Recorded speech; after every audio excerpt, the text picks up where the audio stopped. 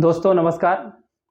आइए आज भारत के अपवाह तंत्र के बारे में कुछ अध्ययन करते हैं।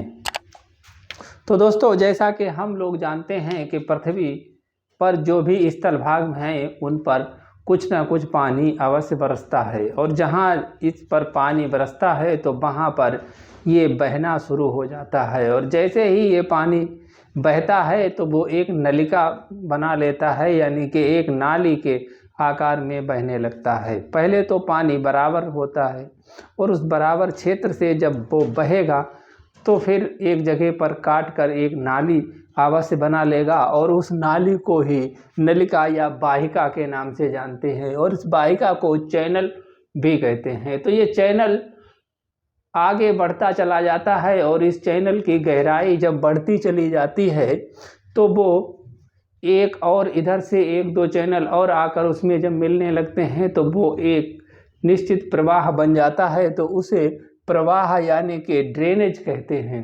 और जब ऐसे कई ड्रेनेज एक दूसरे के साथ मिल जाते हैं तो उन्हें प्रवाह तंत्र यानी कि ड्रेनेज सिस्टम के नाम से जानते हैं। और ये प्रवाह तंत्र मिलकर एक नदी द्रोणी यानी कि रिवर बेसिन का काम करते हैं। कि जिस तरह से बांस बेसिन होता है और उस बांस बेसिन में जो भी पानी आता है वो एक तरह से बहकर और एक जगह से निकल जाता है, उसी प्रकार ये कई नदियों का मिलकर एक तंत्र बन जाता है, तो उसे नदी बेसिन या के रिवर बेसिन के नाम से जानते हैं। तो दोस्तों ये हमारे भारत में कई तरीके के नदी बेसिन हैं। इस नदी बेसिनों में सिंध नदी बेसिन, गंगा नदी बेसिन और ब्रह्मपुत्र नदी बेसिन तथा इधर माही नदी बेसिन, नर्मदा नदी बेसिन, ताप्ती नदी बेसिन और गोदावरी, कृष्णा, कावेरी, बेन्नेरू,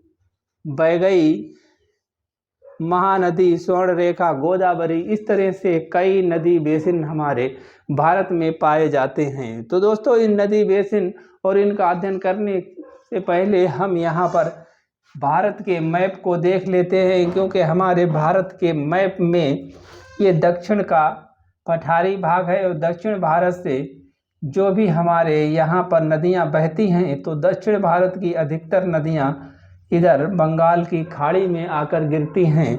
वहीं हिमालय की ये जो 5 नदी बहती हैं, सिंध और उसकी सहायक नदियाँ, ये पाकिस्तान में जाकर अरब सागर में गिरती हैं। वहीं इस क्षेत्र में बहने वाली ये घंगर नदी है, ये जो है वो राजस्थान में जाकर ही विलुप्त हो जाती है। वहीं लूनी नदी और साबरमती तथा माही, नर्मदा और ताप्ती नदियाँ इधर हमारी अरब सागर में गिरती हैं। तो दोस्तों यहाँ से अगर देखा जाए तो ये रेखा एक उठती है जो कि भारत की सबसे ऊंची लाइन है, और यही लाइन जो है वो हमारे वाटर डिवाइडेशन का काम करती है, यानी कि पानी के विभाजन का काम करती है। और इस लाइन से इस साइड की जो भी नदियां हैं वो इधर बंगाल की खाड़ी में आकर गिरती हैं तथा इधर की नदियां अरब सागर में आकर गिरती हैं। तो ये नदियां इधर जो है वो यहाँ से लेकर और इधर तक की ये जो नदियाँ हैं वो हमारी इस साइड में ही गिरती हैं। तो इस साइड में अब हम यहाँ पर 2 तरीके के हमारे यहाँ पर जो है वो नदियों के तंत्र पाए जाते हैं। एक तो हिमालय से निकलने वाली नदियाँ हैं और दूसरी पर्वतीय क्षेत्रों में बहने वाली नदियाँ हैं। तो हिमालय से निकलने वाली जो भी नदियां हैं उनके बारे में हम एक एक करके देख लेते हैं। यहाँ पर हमारी मानसरोवर जो झील है उससे पास से ही एक नदी निकलती है, इधर को सिंध नदी चली जाती है, और उसी के पास से एक दूसरी सतलज नदी निकलती है, वो इधर बहती है। वहीं ब्रह्मपुत्र नदी इसके विपरीत बहकर इधर जो है भारत में अरुणाचल प्रदेश से प्रवेश करके असम में बहती हुई और बांग्लादेश को चली जाती है। वहीं दोस्तों इधर से ही झेलम, चिनाब, रावी, सतलज, ये सब नदियां इधर बैठी हैं, और इनमें एक सतलज नदी ही एक ऐसी नदी है जो हमारे भारत में पाए जाने वाले हिमालय जो पहाड़ है उसका महान हिमालय मध्य हिमालय और शिवालिक तीनों को क्रॉस करती हुई बहती है। तो दोस्तों ये जो नदियां इधर की सिंध और सतलज नदी हैं, ये पूर्व में कहा जाता है कि यहाँ पर एक ही नदी थी तथा इस तिब्बत के पठार में जब उभार उत्पन्न हुआ, यानी ये उठना शुरू हुआ, तो ये नदी जो थी वो तितर बितर हो गई, यानी नदी की कई धाराएं बन गई। लेकिन ये जो नदियां हैं इन्हें पूर्ववर्ती नदियां कहा जाता है। पूर्ववर्ती नदियां इसलिए कहा जाता है कि ये बहुत दिनों से अपने एक ही लाइन में बह रही हैं और यहाँ पर पर्वत निकलना शुरू हुआ, यानी कि हिमालय पर्वत जो बना, तो ये हिमालय पर्वत जैसे जैसे ऊपर उठता गया वैसे वैसे नदियाँ इसे काटती गई।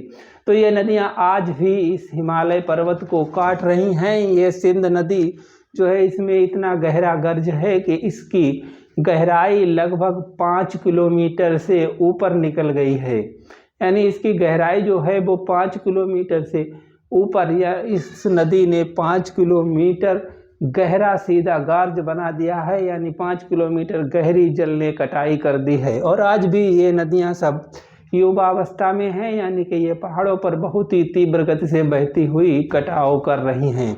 तो दोस्तों ये नदियां पूर्ववर्ती नदियों का बहुत ही अच्छा उदाहरण है। वहीं ब्रह्मपुत्र नदी भी इधर बह रही है, तो इसमें भी ये भी पूर्ववर्ती नदी ही है। वहीं हमारी गंगा, यमुना, गोमती, घाघरा, काली, गंडक, कोसी और तीस्ता, ये नदियां हमारी हिमालय से निकलकर गंगा नदी की सहायक नदी हैं और गंगा नदी के साथ ही ये बहकर जो है वो बांग्लादेश में जाकर ये गंगा जमुना नाम से जानी जाती है और ये फिर बंगाल की खाड़ी में गिरती है। तो दोस्तों ये जो यहाँ पर काली नदी दिखाई देती है, यही काली नदी जो है वो सरयू नदी और शारदा नदी के नाम से यही नदी जानी जाती है। वहीं उत्तर प्रदेश के गोमत ताल से एक नदी निकलती है जिसे कि गोमती नदी के नाम से जानते हैं। तो ये नदी उत्तर प्रदेश में बहती हुई घाघरा नदी में मिलती है। और दोस्तों यहाँ पर एक घाघरा नदी है और ये घंघर नदी यहाँ पर है। तो घाघरा और घंघर में बहुत ही कम फर्क है, इसे भी जान लेना चाहिए। वही हमारी ये सिंध नदी है और इधर चंबल नदी जो है उसकी सहायक एक नदी है जिसे सिंधु नदी के नाम से जानते हैं, क्योंकि चंबल नदी गंगा नदी की एक नदी तंत्र है, वहीं चंबल नदी स्वयं में भी एक नदी तंत्र है, यानी ये अपना एक निश्चित नदी बेसिन बनाती है, क्योंकि इसमें कई नदियां मिलती हैं। यानी ये खुद इसकी 4 सहायक नदियां हैं जिसमें सिंधु, काली, पार्वती और बनास नदी जो है वो हमारी चंबल नदी में मिलती हैं। और चंबल नदी स्वयं चलकर यमुना नदी में मिल जाती है और यमुना नदी फिर जो है वो गंगा नदी में मिल जाती है। वहीं इस गंगा यमुना नदी है, इधर दाहिनी तरफ से जो नदियां मिलती हैं वो चंबल, बेतवा और सोन नदी ये हैं। वहीं जो है इसके बाईं तरफ से मिलने वाली गंगा में नदियां जो हैं वो गोमती और घाघरा, गंडक, कोसी और ये तीस्ता नदी, ये हमारी जो है यहाँ से सिक्किम से बहकर और सीधे बांग्लादेश में चली जाती है। वहीं इस साइड में हमारी नदियां जो बहती हैं वो गोदावरी और हुगली, स्वर्णरेखा, ब्राह्मणी और महानदी, गोदावरी, कृष्णा, पेन्नेरू, पेन्नार और कावेरी और बैगई नदी जो सबसे दक्षिणी नदी है। तो इस तरह हमारे भारत में बहने वाली बहुत सी नदियां हैं और इन नदियों की बहुत ही सहायक नदियां हैं, यानी कि छोटी छोटी वाहिका चैनल हैं और कुछ अपवाह भी हैं, ड्रेनेज भी है। तो ये सब ड्रेनेज मिलकर ये हमारे एक ड्रेनेज सिस्टम यानी कि अपवाह तंत्र का निर्माण करते हैं। तो इस तरह हमारे भारत में बहुत सी नदियां बह रही हैं, यानी कि भारत ऐसा देश है यहाँ पर जब वर्षा होती है तो यहाँ पर बहुत ही नदियाँ मिलती हैं। हर जगह 100 किलोमीटर की दूरी चलने पर आपको नदी आवास से ही मिल जाएगी। वहीं हमारे